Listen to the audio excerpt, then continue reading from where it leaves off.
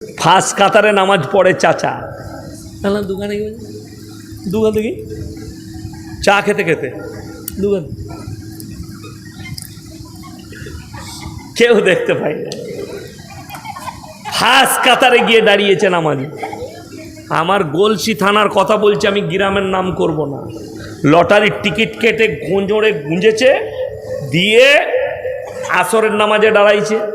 এরপর টানাটানিতে মালটা পড়ে গিয়েছে, আর পেছনে যে ছিল সে মালু লটারিওয়ালা, সে সিজদায় গিয়ে দেখছে পেয়েছি একখানা মাল, ধরে কুড়িয়ে পকেটে ভরেছে। এটা সত্য ঘটনা বলছি আমি, বানানো গল্প লয়। কি হলো, যখন গেইছে সন্ধ্যেবেলায় মিলুবে টাকা পড়েছে কিনা, আর দোকানে গিয়ে মিলিয়ে দেখছে শালা অতি 10,000 লেগেছে, মালটা ক্যাশ করে পালিয়ে গেছে। এখন খুঁজে বেড়াচ্ছে, দিয়ে বলেছে আসরের সময় আমার পেছনে কে ছিল, অমুক জন। দেখেছে শালা উমালু তো লটারিওয়ালা, তাহলে পেয়েছে কুড়িয়ে। গিয়ে খোঁজ লিয়েছে, দুজনার ঝগড়া, বাজারে সবাই জেনে গেল এ মাল দুটো নামাজি প্লাস লটারিওয়ালা। এ হচ্ছে মুসলমানের হাল। ওই জন্যে নামাজটা শিখবেন, শুধু মাথা ঠুকলে হবে না, নামাজের পাবন্দির সঙ্গে নামাজটা। কেউ যদি আল্লাহকে ভয় করে পড়ে, কোরআনে আছে ইন্না সলাতা তানহা আনিল ফাহশাই ওয়াল মুনকার, নিশ্চয়ই নামাজ এমন একটা ইবাদত মানুষকে অশ্লীল কাজ থেকে সরিয়ে ভালো কাজের দিকে নিয়ে আসে। জোরে বলুন সুবহানাল্লাহ। কিন্তু নামাজে দাঁড়ালে তোমার মনে পাপ জাগলে ফাইন্নাহু ইয়ারাক, তোমরা নামাজে দাঁড়ালে মনে মনে ভাববে আমি আল্লাহকে দেখতে পাই বা না পাই, আমার আল্লাহ আমাকে অবশ্যই দেখছেন। এটা নারী পুরুষের জন্য উচিত নামাজে দাঁড়িয়ে এটা ভাবা। তোমার পাপ মুক্ত জীবন গড়বে, নামাজটা আল্লাহর জন্য হবে। ওই জন্যে আমি অনুরোধ করব আমার ভাই, বেঈমান কাফেররা আপনাকে ঘেরে ফেলেছে চারিদিকে। আজকে তাকিয়ে দেখুন, আল্লামা ইকবাল লিখেছে ইস ঘর কো আগ লাগি ঘর কি চিরাগ সে। মুসলমান, তোমরা নিজেদের ঘর নিজের আগুন ধরিয়েছ, অপরকে গালি দিয়ে লাভ না। আজকে যতগুলো ইসলামের দুশ্মন দেখতে পাবেন, একটাও অমুসলিম নাই, সব মুসলমান ঘরে জন্ম নিয়েছে। পানিটা দেন তো ঠান্ডা। যতগুলো বেঈমান আছে, যতগুলো ইসলামের দুশ্মন আছে, সব মুসলিম ঘরে জন্ম নিয়েছে। বর্তমানে একজন মারাত্মক দুশ্মন বাংলায় দেখতে পাচ্ছি ইসলামের। বিসমিল্লাহ, আলহামদুলিল্লাহ। সেই দুশ্মনের নাম হচ্ছে নাজিয়া ইলাহি খান, বিজেপির একজন নেত্রী। যদিও আমি রাজনৈতিক বক্তা নয়, এই মেয়েটা প্রতিনিয়ত ইসলামকে নিয়ে কূটতি করছে। এর একটা ভাষণ শুনলাম, সেখানে বলেছে मुसलमान अपने दुकान के नाम ये रखते कोई हमारा हिंदू भाई अगर अपना दुकान का नाम मोहम्मद सुअर रखे तो क्या होगा, नाउज़ुबिल्लाह बोले। এই ভাষা বলেছে যারা টুপি লাগিয়ে মুসলমানের নাম নিয়ে আজকে পশ্চিম বাংলার মসনদে গদিতে বসে আছে, আর তাদের মুখ দিয়ে কথা বেরোয় না। আল্লাহর কসম করে বলছি, তারা আলেম হোক আর নেতা হোক আর মন্ত্রী হোক, সে যদি নিজেকে মুসলমান দাবি করে, আল্লাহ কিয়ামতের দিনে এটা প্রতিবাদ না করার কারণে পাকড়াও করবে। বাংলার মানুষের উচিত রাস্তায় নেমে সরকারকে হুঙ্কার দেওয়া, এরকম হারামের আওলাদকে জেলের কুঠরিতে বলে। প্রতিনিয়ত ইসলামকে গালি দিচ্ছে, প্রতিনিয়ত। এদিকে জেলের কুঠরিতে বড়া দরকার। আমি যেটা বললাম, এই মেয়েটা মুসলমান ঘরে জন্ম নিয়েছে, কোনো হিন্দু ঘরে নয়। পরিহারপুরে যে ছেলেটার কথা বলছি, এই ছেলেটা কোনো অমুসলিম ঘরে জন্ম নেয়নি, মুসলিম ঘরে। কিন্তু ইসলামের দুশ্মন, কোরআনের দুশ্মন, রাসূলের দুশ্মন। বড় কষ্টের বিষয়, তসলিমা নাসরিন কোনো হিন্দু ঘরে জন্ম নেয়নি, খ্রিস্টান ঘরে নেয়নি, ইহুদি ঘরে নেয়নি, মুসলমান ঘরে নিয়েছে। এদের থেকে বড় ইসলামের দুশ্মন আর কেউ নেই। ওই জন্য আল্লামা ইকবাল লিখেছেন ইস ঘর কো আগ লাগি ঘর কি চিরাগ সে। এর জন্য দায়ী শুধু এরা নয়, এদের মা বাবারাও দায়ী হবে যে ছোট থেকে সন্তানকে দ্বীনি শিক্ষা দেয়নি। আমি প্রত্যেকটা এখানে যতগুলো হাজার ঘরের মানুষ এসে বসেছেন, আমি অনুরোধ করে যাচ্ছি, আপনার পুতা পুতি, আপনার বাচ্চা আপনি মক্তবে পাঠান আর তাদেরকে দ্বীনি শিক্ষা দেন। সকলে দিবেন? জোরে বলুন ইনশাআল্লাহ। আপনার এলাকায় মাদ্রাসা আছে, কেলেজোড়া মাদ্রাসা। আপনার এলাকায় মাদ্রাসা আছে ফরিদপুর। আপনার এলাকায় মাদ্রাসা আছে আপনার শঙ্করপুর। এতগুলো মাদ্রাসা, এটা তো আমাদের হাজার ঘর মানুষের জন্য শুকর আদায় করা দরকার। আপনার সন্তানকে পাঠান। কে বলল আপনাকে আপনার ছেলে হাফেজ হওয়ার পরে ইঞ্জিনিয়ার হতে পাবে না? একটা মৌলবি বায়ান করেছে? একটা মৌলবি কোনোদিন বলেছে? আমরা কোনোদিন বলেছি? আমি বলে যাচ্ছি, যদি ছেলের 7 বছর বয়স হয়, কেলেজোড়া মাদ্রাসায় নিয়ে আসুন। 3 বছর সময় লাগবে হাফিজে কোরআন হতে, ঠিক কি না? 3 বছর। 7 আর 3 কত বয়স হলো বাবা? 10 বছর। তারপরে তাকে মিশনে দেন, ভালো কনভেন্টে দেন, ভালো কলেজে দেন। সেই ছেলেটা ডাক্তার হোক, মাস্টার হোক, প্রফেসর হোক, ইঞ্জিনিয়ার হোক, এই ছেলেটা জীবনে নিজের ঈমান থেকে সরবে না। কষ্টের বিষয় এটাই। আপনি খালি মনে করেছেন হাফেজ আলেম হয়ে গেলে তাদেরকে মাদ্রাসা মসজিদে থাকতে হবে, এই শর্ত আমরা মৌলবীরা কোনোদিন রাখিনি। পৃথিবীর যিনি এখন শ্রেষ্ঠ মুফতি, মুফতি তাকি উসমানী পাকিস্তানের, তিনি একটা এলান দিয়েছেন कि दुनिया के सारे इमामों के लिए मैं ऐलान करता हूं कि इमामती की साथ साथ एक कारोबार भी कर ले, একটা ব্যবসা করুক। ব্যবসা হচ্ছে রসুলের সুন্নত। জোরে বলুন সুবহানাল্লাহ। ব্যবসা হালাল। আমার আল্লাহ কোরআনে বলেছেন একটা ইমাম ইমামতি করবে, ব্যবসা করবে, আল্লাহর রহমতে তার সহলত আসবে। সে সমাজের বুকে দাঁড়িয়ে হক কথা বলতে পারবে এবং সে তার পরোয়া করবে না যে কেন আমি সুদ নিয়ে বায়ান করছি। আমি কেন বলছি জানেন? আমার এই বর্ধমান জেলা, এটা পশ্চিম বর্ধমান, এখন তো ভাগ হলো। পূর্ব বর্ধমানে, আমি জায়গার নাম করব না, ইমাম সাহেব খালি এলান করেছেন কি সম্পর্কে?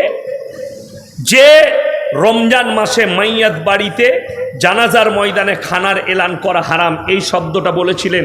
ইমামের চাকরি চলে গেছে, ইমামের বাড়ি বীরভূম ডিস্ট্রিক্ট। তাড়িয়ে দিয়েছে সকালে। কে তাড়িয়েছে? মসজিদ কমিটি তাড়িয়েছে। কেন তুমি এটা বললে? আর আমি মৌলভী শওকতের বেটা ঈদের পরে একটা জলসায় বললাম মাইয়াত বাড়িতে খানা রান্না করা হারাম। তখন লোকে বলছে একদম হক কথা বলেছে। আমি বললে হক আর ইমাম বললে তাড়াবি।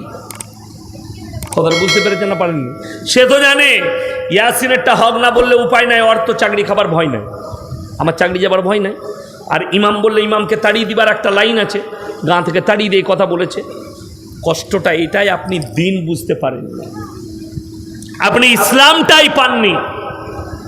যদি মুসলমান আজকে ইমানের ওপরে টিকে থাকতো, মুসলমান মিথ্যা কথা বলতো না, মুসলমান চুরি করতো না, মুসলমান কারুর হক মেরে নিত না, মুসলমান মদ পান করতো না, মুসলমান গাঁজা খেত না, মুসলমান জিনা করতো না, মুসলমান লটারির টিকিট কাটতো না, মুসলমান সুদখোর হতো না। আজকে দেখে দেন সমাজে তাকিয়ে, শুনে রেখে দেন। আপনি মনে করছেন আপনার এই দুনিয়াটা বয়স বাড়ছে, দুনিয়ার বয়স কমছে। আমরা বলি চাচার বয়স অনেক বেড়ে গেল, চাচার বয়স বাড়ে না, কমে যায়। একদিন পেরিয়ে গেলে আপনার একদিনের হায়াত কমে গেল, আপনার একটা ঘন্টা পেরুলে একটা ঘন্টা হায়াত কমে গেল। আপনি চিন্তা করেছেন? কেউ এখানে হাত তুলে বলতে পারবেন যে আমি এতদিন বাঁচবো, মরবো না?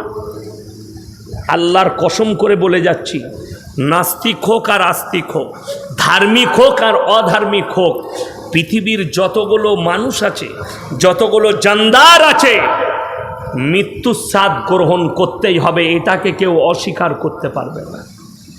একে অপরের ধর্মকে অস্বীকার করবে, একে অপরের কথাকে অস্বীকার করবে। আল্লাহর কসম, কেউ কোনো দিন মৃত্যুকে অস্বীকার করতে পারবে না। মৃত্যু অনিবার্য, যেখানেই থাকুন আপনাকে মৃত্যু গ্রাস করবে। ওই জন্যে আমি প্রত্যেকটা ভাইকে অনুরোধ করব, হাত তুলে বলুন আমরা ইমানের ওপরে টিকবো। জোরে একবার বলুন ইনশাআল্লাহ। ইমানের ওপরে টিকেন, পৃথিবীর কোনো শক্তি আপনার কিছুই করতে পারবে না। আরে নাজিয়া ইলাই খান তো দূর, আসামের মুখ্যমন্ত্রী হিমন্ত বিশ্ব শর্মা একটা বক্তব্যে বলছেন মিডিয়াকে, কে इस्लाम दुनिया से मिट जानी चाहिए, करुणा की तरह मिट जानी चाहिए। मेरे दोस्त, आप एक चीफ मिनिस्टर हैं, सोच समझ कर बात कीजिए। अगर आपका दिमाग में यही चल रहा है तो कान खुलकर सुन लो, फिराउन आया था मूसा को मिटाने, खुद मिट गए। नमरूद आया था इब्राहिम को जलाने, अल्लाह की कसम हजरत इब्राहिम के एक बाल भी नहीं जला पाया, बल्कि खुद मिट गए। अब तुम सुन लो, हमारे अल्लाह ने वादा किया कुरान के अंदर, फलन तजिद लिसुन्नतिल्लाहि तब्दीला, क़यामत तक पूरे दुनिया की सारी ताकत अगर एक तरफ हो जावे, अल्लाह की कसम कुरान के एक जेर जबर को कोई हिला नहीं सकता। जोरे बोलूं सुभान अल्लाह। ये मेरा अल्लाह का वादा है। बड़ी दुख की बात है, आज के पृथ्वीते द्वितीय बृहत्तम धर्मेर नाम होच्छे इस्लाम। 250 कोटी मुसलमान आछे। जोरे बोलूं सुभान अल्लाह। एकटा मानुष 1500 বছর আগে দাওয়াতের মেহনত শুরু করলেন, ইসলামের প্রচার শুরু করলেন। আজকে পৃথিবীতে তিনার মেহনতে 250 কোটি মুসলমান। তুমি তো অনেক দূর, হাদিস আর কোরআন শুনো। আল্লাহর হাবিব সাল্লাল্লাহু আলাইহি ওয়াসাল্লাম কাবা ঘরের ভেতরে কোরআন পড়ছেন। কোথায় বললাম? কাবা ঘরে। আল্লাহর হাবিব কাবা ঘরের ভেতরে কোরআন পড়ছেন, তার কাবা ঘরের বাইরে বেঈমান কাফেরদের তবলিগ চলছে। কেন? কিছু মানুষ এসে নবীজির কোরআন শুনছেন, কিছু বেঈমান কাফের, কিছু বদ্দিন, তারা নবী কি পড়ছে, এটা কি বলছে শুনি। আল্লাহ আয়াত পাঠালেন রাসূলের কাছে, ওয়াকাল আল্লাযীনা কাফারু লা তাসমাউ লিহাযাল কুরআন ওয়ালগাউ ফীহি লাআল্লাকুম তাগলিবুন। বেঈমান কাফেররা বলছে নবী যে কোরআন আবৃত্তি করে, সে কোরআন তোমরা শ্রবণ করো না, হাততালি মারো আর কানেতে আঙুল দাও। আল্লাহর কসম, তারপরও ইসলামকে রুখতে পারেনি, গোটা পৃথিবীতে ছড়িয়েছে। জোরে বলুন সুবহানাল্লাহ। তুমি মিটাবে কোরআন, তুমি তো অনেক দূর। এই ভারতে 200 বছর রাজত্ব করেছে ইংরেজের বাচ্চারা। গুজরাটের গোমতী নদীর তীরে 10 লাখ কোরআন জ্বালিয়েছে। আর শাহ আব্দুল আজিজ মুহাদ্দিস দেহলভী রহমতুল্লাহ আলাই তিনি আওয়াজ দিলেন, এই ইংরেজের বাচ্চারা শোনো, তোমরা যদি মনে ভাবো যে 10 লাখ কোরআনকে জ্বালিয়ে ইসলামকে মিটিয়ে দেব, তো এটা তোমাদের বহুত বড় ভুল। বললে কেন? বললে শুনে নাও, এই কোরআনটা আল্লাহ অবতীর্ণ করেছেন এবং আল্লাহ ওয়াদা করেছেন। আল্লাহর ওয়াদা কি? ইন্না নাহনু নাযালনা যিকরা ওয়া ইন্না লাহুল হাফিজুন। আমি এই কোরআনকে অবতীর্ণ করেছি আর এই কোরআনের হেফাজতের দায়িত্ব আমি আল্লাহ নিজে নিয়েছি। জোরে বলুন সুবহানাল্লাহ। আপনি মনে মনে করেন না, আমার মারা মনে মনে করবে হ্যাঁ আমরা জুজদানে লেপটিয়ে আলমারিতে ভরে রেখেছি। জুজদানে লেপটিয়ে আপনি মসজিদের আলমারিতে রেখেছেন, আল্লাহ কোরআনটা এই কাগজের মধ্যে হেফাজত করেননি। রেওয়ায়েতে আছে কিয়ামতের পূর্বে এই কোরআনের আয়াতগুলোকে আল্লাহ কাগজ থেকে তুলে নেবেন, সব সাদা হয়ে যাবে। এটা কিয়ামতের আলামত। কোরআনটা এক জায়গায় থেকে যাবে। সেটা কোথায়? কেলেজোড়া মাদ্রাসায় সকালে আসুন, একটা হাফিজে কোরআনকে ডাকুন, যার সিনেতে আল্লাহ 30 পারা কোরআনকে একটা হাফিজে কোরআনের সিনেতে গেঁথে দিয়েছে। জোরে বলুন সুবহানাল্লাহ। সব কোরআনকে জ্বালিয়ে দাও। আল্লাহর কসম, একটা হাফিজে কোরআন যদি জিন্দা থাকে এরকম 100 কোটি কোরআন ছেপে চলে আসবে। যদি বলুন সুবহানাল্লাহ। 100 কোটি কোরআন ছেপে আসবে। আপনি বলছেন কোরআন মিটাবো।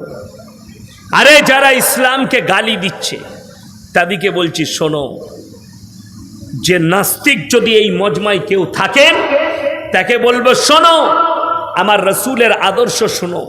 আলেমরা কারা তারা শুনে যাও আমার কাছে। দাড়ি টুপি কি, মাদ্রাসা মসজিদ কি, আল্লাহ দিন কি, আমার কাছ থেকে শুনে যাও। ইসলাম যদি এত খারাপ হবে, পৃথিবীর শ্রেষ্ঠ ব্রেক ড্যান্সার মাইকেল জ্যাকসন কি করে ইসলাম কবুল করলো? জোরে বলুন না সুবহানাল্লাহ।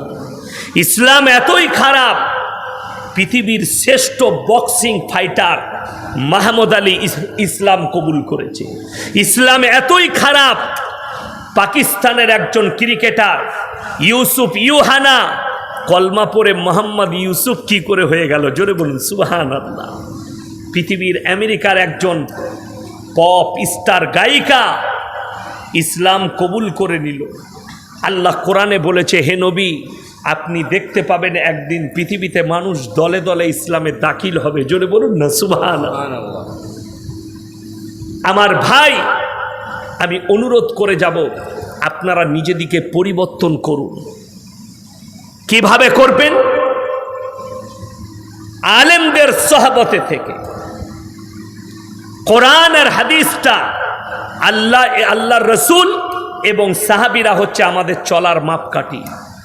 আজকে মানুষ মাপকাঠি কোনটা করেছে জানে? আমাদের সমাজ চলছে কিসে? তাবিজ ব্যবসায়। আমাদের সমাজ চলছে কিসে? ভণ্ড পীরের দ্বারায়। আমাদের সমাজ চলছে কিসে? কবর পুজোয়। আমাদের সমাজ চলছে কি করে? সব রকমের ভণ্ডামিতে ভরে গেছে। আর 50% এই এখন কত আলেম মুফতি আমার পেছনে বসে আছে, ইমামরা বসে আছে, ইনারা জানেন না ফতোয়া। আগে দেখবেন মানুষরা ইমামদের কাছে অনেক মাসলা মাসাইল জানতে আসতো না। কিন্তু আমাদের সমাজে অর্ধেকটা সমাজ শেষ করে দিয়েছে কারা জানে? কারা? হাদিসুন নিসা। সমাজটা অর্ধেক চলছে মেয়েদের হাদিসে। চলছে না চলেন? মেয়েদের হাদিস। এখনই আমার কাছ থেকে এক জায়গা থেকে ফোন এসেছিল, বলছে হুজুর একটা কথা জিজ্ঞেস করুন। বলো। বলছে মাগরিবের পরে কেউ কি টাকা ধার দিতে নেই? আমি জানি, ওই হাদিস আমি পড়ি না। কে বলেছে? খালার হাদিস আর ফুপুর হাদিস, আমাদের মৌলবীদের হাদিস লয়। আর একটু বড় কাপ আনতে পারলো না, এত ছোটতে দিয়েছে। ওদের যে মোটা লোকটা মোটা কাপই নিয়ে যায়, এতটা চা খায় ভালো, একটু দাও না।